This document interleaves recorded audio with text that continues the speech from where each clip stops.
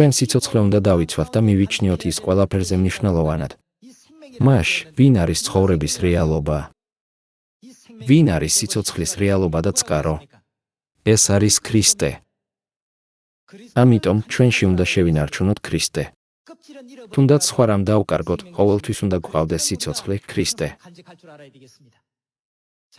რა ერქვა სიცოცხლის რეალობას მამის ეპოქაში? რაც შეეხება ძის ეპოქას, რაც შეეხება სულიწმიდის ეპოქას, არასდროს უნდა დავკარგოთ. ღმერთმა გვითხრა, რომ არასოდეს დავკარგოთ ეს ძვირფასი სიცოცხლე. არამედ შევინარჩუნოთ იგი სანამ არ მოვა. ეშმაკი გვაბრალებს, რომ ეს სიცოცხლე წაართვას. ის გვაგდებს სიცილად და გვაეჩვევს. ასე შეიძლება გაუცნობიერებლად წაგვერთვას. ამიტომ ღმერთმა თქვა, მე ვარ სიცოცხლე. ამგვარად არასოდეს უნდა დაკარგოთ ის, არამედ დაიჭირეთ სანამ ისევ არ მოვალ. იოანეს მე-6 თავის სწავლებების მეშვეობით ღმერთმა მოგცა ჭეშმარიტება, რომელიც საშუალებას გვიძლევს დავიცვათ ეს. ჩემი ხორცის მჭამელი და ჩემი სისხლის შემსმელი ჩემში რჩება. ვის შიგნით რჩებიან ისინი რჩებიან იესოსში და ვისში რჩება იესო. იესოს რჩება მათში, ვინც იცავს ახალ აღთქმას, ანუ მათ, ვინც პასექის პურს ჭამს და პასექის ღვინოს სვამს. მან გვიბრძანა, რომ ეს ბოლომდე შეგვენარჩუნებინა. ბევრი რამ უნდა შევინარჩუნოთ, მაგრამ ზოგჯერ არ ვიცით, რა შევინარჩუნოთ. ნუ იბრძოლებ როგორც მოკრივე, რომელიც ჰაერს სცემს.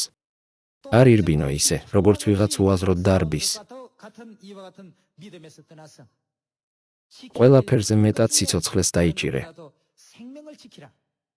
მერე, ვინ არის სიცოცხლე? ეს არის ქრისტე.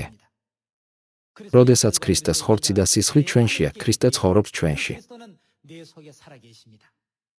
არსებობს მრავალი გზა იმის უზრუნველსაყოფად, რომ სულიწმიდა ყოველთვის დარჩეს ჩვენში. ჩვენ უნდა ვაკეთოთ ის, რაც ქრისტეს სიამოვნებს. ღვთის სიტყვების სამარიასა და დედამიწის კიდეებამდე ქადაგებით.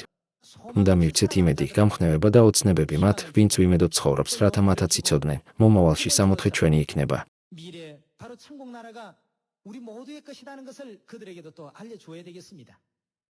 დაწერილია, ნეტარია წამკითხველი და მომსმენი ამ საწინასწარმეტყველო სიტყვისა და მასში დაწერილის შემნახველი.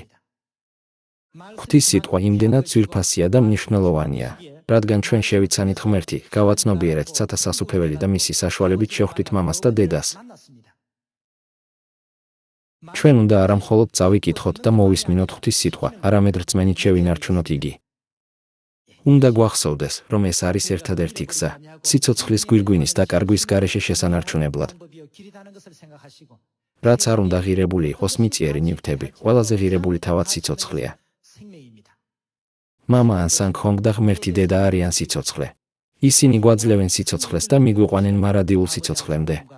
ჩვენი ზეციური ოჯახის ყველა წევრს ვთხოვ, რომ არასოდეს დაკარგონ მათზე რწმენა, მინდა დავასრულოთ დღევანდელი ქადაგება.